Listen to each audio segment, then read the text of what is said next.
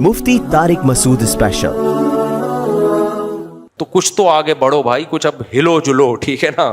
बहुत हो गए हैं बयानात, मैं 20 साल से मेरा ख्याल है यही काम कर रहा हूँ, लेकिन अमली तौर पर ना कुछ ज़्यादा नज़र नहीं आता इतना असर लोगों पे। नज़रियाती इस्लाह तो बहुत हो रही है, अमली इस्लाह ना ख़वातीन में ना मर्दों में नज़र आ रही है। शादियों पे बयान सुन के खुश होके चले जाते, करते फिर भी नहीं है, करते फिर भी नहीं है। तो अब थोड़ा सा एक स्टेप आगे बढ़ो। तो इंसान की इस्लाह सिर्फ बयानात सुनने से नहीं होती मेरे भाई, ये भी एक बहुत बड़ा हिस्सा है। प्रैक्टिकली कुछ करना पड़ता है, कुछ ख्वाहिशात की कुर्बानी देनी पड़ेगी। पेड़े खा के दीन और मजहब पे नहीं चला जाता कि लड्डू भी खाते रहो, गुटके भी खाते रहो, सिगरेट भी पीते रहो, शराब भी पीते रहो, लड़कियों को ताड़ते भी रहो, फौज फिल्में भी देखते रहो। बे मेरा खुदा पर ईमान है, मैं डार्विन पे लानत भेजता हूँ। मैं किसको मानता हूँ? मुफ्ती साहब ने अंडों वाली मिसाल बड़ी ज़बरदस्त दी थी। तो फिर तो किस नज़रिए की इस्लाह ही होती रहेगी, अमल तो कुछ भी नहीं होगा। तो इस्लाम को तो अमली लोग चाहिए, अमली लोग कुर्बानी के बगैर। और ये सारे उल्टे काम छोड़ो, लेकिन फौरन पहले निकाह का इंतजाम करो।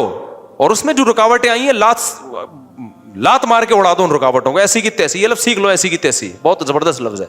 कोई किसी का बाप नहीं रोक सकता यार, तो करो निकाह। कोई किसी का बाप में ताकत ही नहीं है हमें रोक के दिखाए। तो ये इसमें आपको जब तक कॉन्फिडेंस पैदा नहीं होगा तो गंदगियों में घुसे रहोगे और इतना अंदर घुस जाओगे कि निकाह के बाद फिर ये गंदगियां नहीं छूटती। हम ऐसे लोगों को जानते हैं, ज़िना के आदी हो गए, शादी के बाद कहते हैं ज़िना नहीं छूटता हमसे। उनकी फैमिली लाइफ बहुत ख़राब हो जाती है, बर्बाद हो जाती है। तो उस पीक पे पहुंचने से पहले कर लो ना।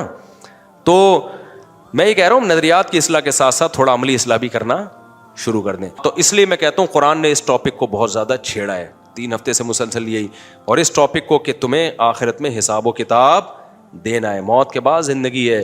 तो अब मैं बहुत परेशान होता हूँ कि यार नज़रियाती इस्लाह तो मैं करता रहता हूँ, अमली इस्लाह की तरफ भी अब आना चाहिए। भाई नज़रिया तो बन गया, अल्लाह भी है, तो क्या करें? तो हैं तो वैसे के वैसे ही। जब अल्लाह को मानते थे तो भी वैसे ही थे। मुसलमान जब अल्लाह को नहीं मानता तो जैसा होता है, मानने के बाद भी। बोलो, सुबह भी पहले भी 2 पराठे खा रहा था, अल्लाह को मानने के बाद भी क्या करेगा? 2 पराठे खाएगा। पहले भी गुटखा खाता था, अल्लाह को मानने के बाद भी क्या करेगा? गुटखा खाएगा। जब अल्लाह पे ईमान नहीं था तो भी जुम्मा पढ़ लिया करता था। हो सकता है मे भी, हो सकता है अल्लाह निकल आए क़यामत के दिन, जो हफ्ते में 1 दिन नमाज पढ़ लो। जब अल्लाह पे ईमान ले आया दलाइल की दुनिया में तो भी क्या कर रहा है? जुम्मा ही पढ़ रहा है। तो इसलिए इतना काफ़ी नहीं है कि हम अपने नज़रियात की इस्लाह करें। इंसान को तरबियत के लिए प्रैक्टिकली इस्लाह की ज़रूरत है। हमारे नबी ने सहाबा से रोज़े रखवाए हैं, हमारे नबी ने सहाबा से ख्वाहिशात की कुर्बानी दिलवाई है, मैदान जंगों में ला के लड़वाया है सहाबा को। तो इंसान की इस्लाह सिर्फ बयानात सुनने से नहीं होती मेरे भाई, ये भी एक बहुत बड़ा हिस्सा है। प्रैक्टिकली कुछ करना पड़ता है। तो अब आप ना प्रैक्टिकली कुछ करना शुरू कर दें। और उसमें मैं जुम्मे में जो बयान चला रहा हूँ ना, पहले अपनी खुराकों को ठीक करें, क्योंकि खुराकें जिस किस्म की चल रही हैं उससे सुस्ती के अलावा कुछ भी हासिल नहीं होगा। जिस आदमी को अपने मुंह पे कंट्रोल नहीं है ना, ख्वाहिशात पे कंट्रोल हो ही नहीं सकता। तो अपने लाइफ स्टाइल को भी चेंज करो मेरे भाई। आड़े तिरछे हो तो सीधे हो जाओ, टेढ़े मेढ़े चल रहे हो। और दूसरी बात यह कि ख्वाहिशात की कुर्बानी देना सीखो। तो ख्वाहिशात की कुर्बानियों के बहुत सारे पैकेज हैं इस्लाम के पास, लेकिन इस्लाम ने ख्वाहिशात की कुर्बानी के लिए जिस पैकेज को सबसे ज़्यादा वैल्यू दी है वो रोज़ा है। मैंने वो बयान किया था 10 रोज़े रखें, और मैंने कहा मैंने भी रख लिया अल्हम्दुलिल्लाह। तो लोगों के कमेंट्स आए हुए थे, यार 2 रोज़ों के बाद हालत ख़राब हो गई, किसी काम में दिल नहीं लग रहा है, ये वो वगैरह वगैरह ना, पता नहीं किस मुसीबत में डाल, इस तरह के ना आड़े तिरछे से आ रहे थे, उन्होंने छोड़ दिए होंगे फिर। तो देखो, जब भी कोई काम शुरू में किया जाता है ना तो यूज़ टू होने में टाइम लगता है, आदत डालनी पड़ती है। 2-4 दिन की तकलीफ है, फिर आहिस्ता आहिस्ता आदत हो जाती है। लेकिन कुछ ख्वाहिशात की कुर्बानी देनी पड़ेगी। पेड़े खा के दीन और मज़हब पे नहीं चला जाता कि लड्डू भी खाते रहो, गुटके भी खाते रहो, सिगरेट भी पीते रहो, शराब भी पीते रहो, लड़कियों को ताड़ते भी रहो, फौज फिल्में भी देखते रहो। बे मेरा खुदा पर ईमान है, मैं डार्विन पे लानत भेजता हूँ। मैं किसको मानता हूँ?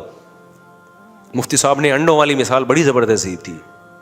तो फिर तो किस नज़रिए की इस्लाह ही होती रहेगी, अमल तो कुछ भी नहीं होगा। तो इस्लाम को तो अमली लोग चाहिए, अमली लोग कुर्बानी के बगैर नहीं। और एक आखिरी बात, कुछ ख्वाहिशात ऐसी कुर्बान करनी पड़ती हैं कि वो एक लंबे टाइम तक कुर्बान करना मुमकिन ही नहीं है। कुछ ख्वाहिशात ऐसी हैं, वो आपकी बॉडी की रिक्वायरमेंट है। जैसे मैं आपसे कहता हूँ रोज़ा रखो, आप कहोगे ठीक है जी रोज़ा रख लेंगे, हम भूखे प्यासे रह लेंगे, لیکن میں کہوں کہ آپ افطاری بھی نہ کرو, سحری بھی نہ کرو, رکھو, تو آپ بولو گے 2-3 دن کے بعد آپ بولو گے بس کرو, مر رہے ہیں بھائی, برداشت سے باہر ہو رہا ہے. میں کہوں گلوکوز کی بوتل چڑھا لو جا کے, مرنے سے آپ نے چڑھا لی, تھوڑا سا انرجی آ گئی, چل رہے ہیں, پھر کھانے کا دل چاہ رہا ہے گلوکوز, 4-6-8 دن کے بعد آپ کا تقویٰ ٹوٹے گا, آپ بولو گے ایسی کی تیسی, یار میں یہ مذہب پہ مانتا ہی نہیں, باغی ہو جاؤ گے مذہب کے. اسی طرح یاد رکھو جیسے پیٹ کی خواہش روٹی ہے نا, ایسے ہی مرد کی خواہش عورت ہے, عورت کی خواہش مرد ہے. یہ باڈی کی ریکوائرمنٹ ہے, یہ کوئی ڈاکٹروں نے نہیں ہم کو سکھایا. تو باڈی کی جو یہ ریکوائرمنٹ ہے, اگر یہ حلال طریقے سے پوری نہ ہو تو ایک حد تک آپ بد نظری سے, فحش فلموں سے, ہینڈ پریکٹس سے, زنا سے, ایک حد ہوگی. اس کے بعد جو آپ کا تقویٰ ٹوٹے گا نا, تو آپ محلے کے وہ بدماش بن کے دکھاؤ گے جو اس کائنات میں کبھی پیدا. میں نے ایسے لوگ دیکھے پرہیزگاری میں نکاح نہیں کیا اور بہت نیک پرہیزگار, کبھی دیکھا بھی نہیں, اور اندر کی خواہش جمع ہو رہی ہے. جب ان کا تقویٰ ٹوٹا ہے نا تو ایسے بدماش بنے ہیں کہ آپ کی سوچ ہوگی. اس لیے اسلام نے جہاں بے حیائی کو حرام قرار دیا اتنی ہی اسپیڈ سے حلال پر زور بھی لگایا ہے, حلال کو فوکس بھی کیا ہے. بھائی یہ صرف یک طرفہ کاروائی نہیں ہے کہ بچنا ہے, کیونکہ یہ تو نیچرل ہے نا.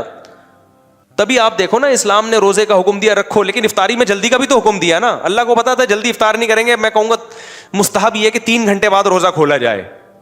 تو کتنے لوگ مستحبات پر عمل کرتے؟ ہو سکتا ہے 3 گھنٹے بعد روزہ کھول کے آپ کہتے بس اللہ آخری روزہ تھا, آج کے بعد مجھ سے روزے کا کبھی بھی نہیں کہنا. پھر رمضان کا روزہ رمضان کے روزے میں 30 روزوں کے بعد پھر عید کا دن بھی رکھ دیا کہ بس بھائی بہت ٹینشن ہو گئی, اب عید کا دن ہے, اب آپ خوشی مناؤ. تھوڑا سا وہ ٹینشن کیا ہوگی اب تمہاری. دین فطرت ہے نا, ہماری باڈی اور ہمارے جو جذبات ہیں ان کا بھی خیال کرتا ہے نا اسلام. تو اسی طرح یاد رکھو ہمارے ہاں خانقاہوں میں بزرگان دین کے یہاں بد نظری کے خلاف تقریریں بہت ہو رہی ہیں, ہونی چاہیے. تبلیغ میں جاؤ تو سکھایا جاتا ہے یہ نہ کرو, وہ نہ کرو, انٹی کو نہ دیکھو, فلانی کو نہ دیکھو, اور ایسی ایسی روایتیں بھی سنائی جاتی ہیں. جس نے کسی انٹی کو دیکھا پتہ نہیں سر میں کیل ٹھوک دی, جیسے کچھ اس طرح کی بھی کچھ روایت ہے نا, تو ایسے ایسے سلبا ڈر جاتے ہیں. اب لیکن پراٹھے تو کھا رہے ہیں. جو ہارمونز کی سیٹنگ ہے وہ تو آؤٹ ہو رہی ہے نا.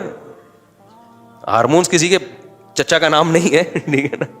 جو آپ کے جو ہارمونز ہیں, چاہے عورت ہو یا مرد ہو, وہ تو پیک پر پہنچے ہوئے ہیں. وہ تو تبلیغ میں نکل کے یا خانقاہ میں جا کے اور اچھے ہو جاتے ہیں.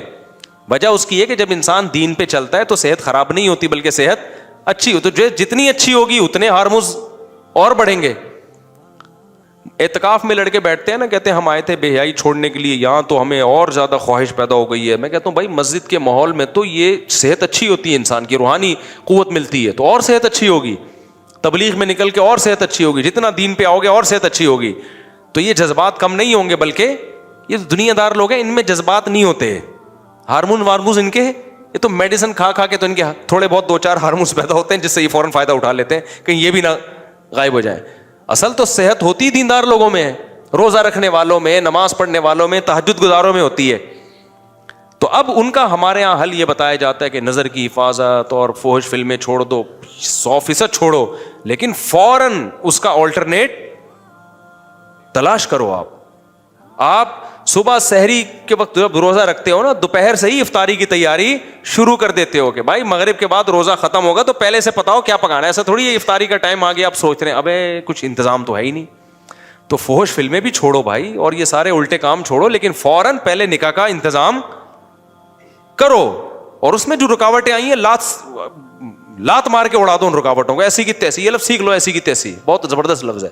کوئی کسی کا باپ نہیں روک سکتا یار, تو کرو نکاح. کوئی کسی کا باپ میں طاقت ہی نہیں ہمیں روک کے دکھائے.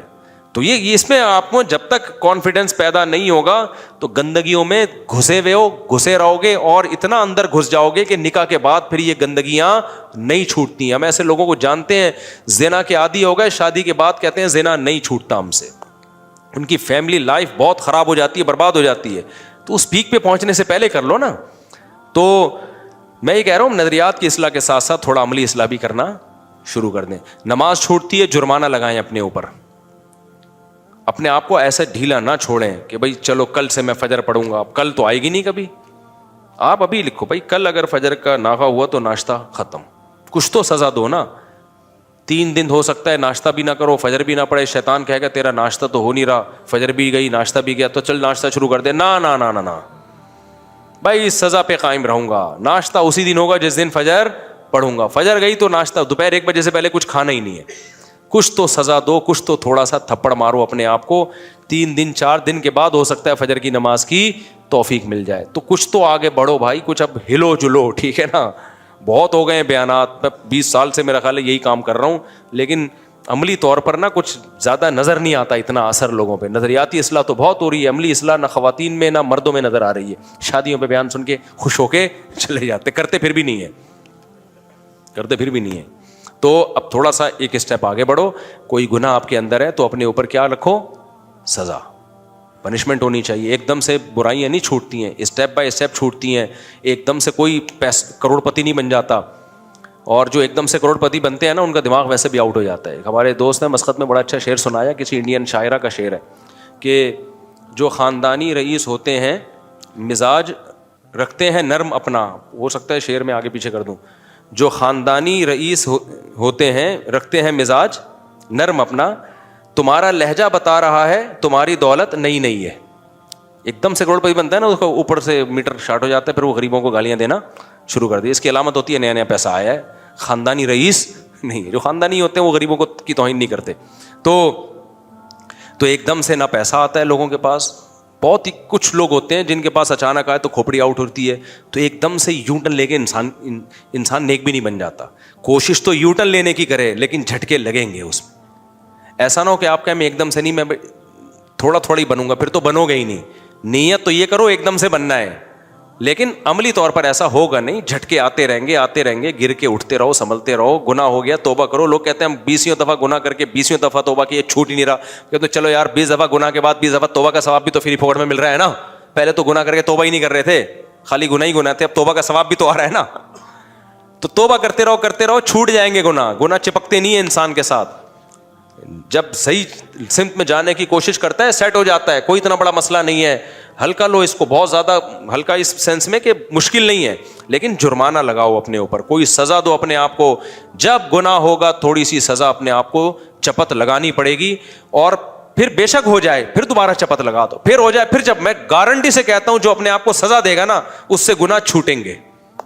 ये हो नहीं सकता कि हाँ, ये अगर उसने सज़ा देना ही छोड़ दी मायूस होके कि यार गुनाह तो छूट नहीं रहा। एक आदमी को आदत थी बुरे काम की। मैंने उससे कहा जब ये बुरा काम हो 10 रकत नफिल पढ़ो खाना खाने से पहले, क्योंकि ऐसा ना पूरी ज़िंदगी में जब चाहो 10 रकत नफिल पढ़ लो, ऐसा नहीं हो। मैंने बोला कि इशा का खाना उस वक्त तक नहीं खाओगे जब तक 10 रकत नफिल ना पढ़ लो, और दोबारा गुनाह होने से पहले ना पढ़ लो। तो वो गुनाह करता, 10 रकत नफिल पढ़ता, फिर गुनाह करता, फिर 10 रकत नफिल पढ़ता, फिर गुनाह करता। मुझे कह रहा है यार ये तो हो। मैंने कहा देखो कमी आएगी, ऐसा नहीं होगा जितनी दफ़ा पहले करते थे उतनी दफ़ा हो रहा है, उसमें कुछ कमी आई। कह रहे हाँ पहले अगर ये 6 दफ़ा गुनाह हो रहा तो अब 4 दफ़ा हो गया है। मैंने कोई बात नहीं, कंटिन्यू उसी को चलाओ। 4 से 3 पे आओगे, 3 से 2 पे आओगे, 2 से 1 पे आओगे, फिर हो सकता है महीने में एक दफ़ा हो। शैतान कहेगा यार छूटा तो अब भी नहीं ना, महीने में एक दफ़ा तो हो ही रहा है ना। तो शैतान को बोलो कि भाई जब इतनी दफ़ा हो रहा था, अब महीने में एक बार पे आ गया हूँ, इसका मतलब कमी आ रही है, इंशाल्लाह 2 महीने में एक बार पे आएगा। और जब एक दफ़ा सिमत सही हो जाए ना, ट्रैक सही हो जाए, तो मंजिल तक अल्लाह पहुँचा ही देता है। और वैसे भी भाई हज़रत मुफ्ती तकी साहब का बड़ा प्यारा शेर है कि वो बड़ा ज़बरदस्त शेर है ना कि यहाँ तो ऐन मंजिल है थकन से चूर हो जाना, कदम हो राह उल्फत में तो मंजिल की हवस कैसी। बड़ा प्यारा शेर है हजरत का। राह उल्फत में यानी मोहब्बत की राह में जब आपने कदम चला लिए ना, तो फिर हमें मंजिल नहीं चाहिए, हमें वो चलना ही अच्छा लगता है। कदम हो राह उल्फत में तो मंजिल की हवस कैसी, यहाँ तो ऐन मंजिल है थकन से चूर हो जाना। मंजिल पे पहुंचने के जो रास्ता है ना, उसी में थक हार के बैठ जाना, यही मंजिल है। तो जब आप अल्लाह की तरफ चल पड़े ना, तो बेशक गुनाह नहीं भी छूटने, ट्रैक सीधा हो गया ना। तो बस ट्रैक सीधा होने का मतलब अल्लाह की रुख तो अल्लाह की तरफ हो गया ना भाई, तो बस अल्लाह इसी को कबूल कर लेगा। हमें तो अल्लाह को राजी करना है ना। अल्लाह कहता है भाई तू गुनाहों के हाथों हथियार नहीं डाले, कोशिश में लगा रहा, तो अल्लाह हो सकता है इसी को कबूल कर ले कि चल भाई तूने कोशिश तो की है ना, चल जा जाना। हमारा मकसद तो अल्लाह की रजा है ना। तो हम इसी रास्ते में ही थक के चूर होके मर जाएं तो कोई बात नहीं, हम अल्लाह से कब्र में कह सकते हैं अल्लाह अपनी कोशिश में लगा हुआ था, आखिरी सुट्टा मैंने हफ्ते के दिन लगाया था, इतवार को मेरी मौत हो गई, मेरा प्लान ये था کہ یہ ہفتے والا سٹا بھی میں نے چھوڑنا ہے. اب مہلت ہی نہیں دی, تو نے اٹھا لیا.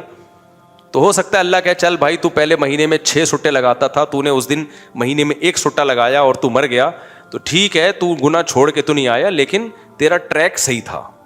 ہو سکتا ہے تو اللہ تعالیٰ تو امید ہے بخش دے گا کہ چلو یار صحیح ٹریک پہ آ تو گئے نا. لیکن اگر آپ نے ہتھیار ڈال دی اور آپ نے کہا مجھ سے نہیں ہو رہا, تو اللہ کہے گا انلزمکموہا وانتم لہا کارہون. قرآن میں اللہ کہتا ہے تم چاہتے ہو کہ جنت میں نہ جاؤ اور تمہیں زبردستی گھسیٹ کے لے جائیں, ایسا نہیں ہوگا بھائی. جس نے گناہ پہ ہتھیار ڈال کے کمپرومائز کر لیا, اٹ مینز اس نے جہنم کو کمپرومائز کر لیا ہے. تو جب آپ جہنم سے نہیں ڈرتے ہو تو اللہ بچائے گا ان لوگوں کو جو جہنم سے ڈرتے ہیں. سمجھ میں آ رہی ہے کہ نہیں آ رہی ہے؟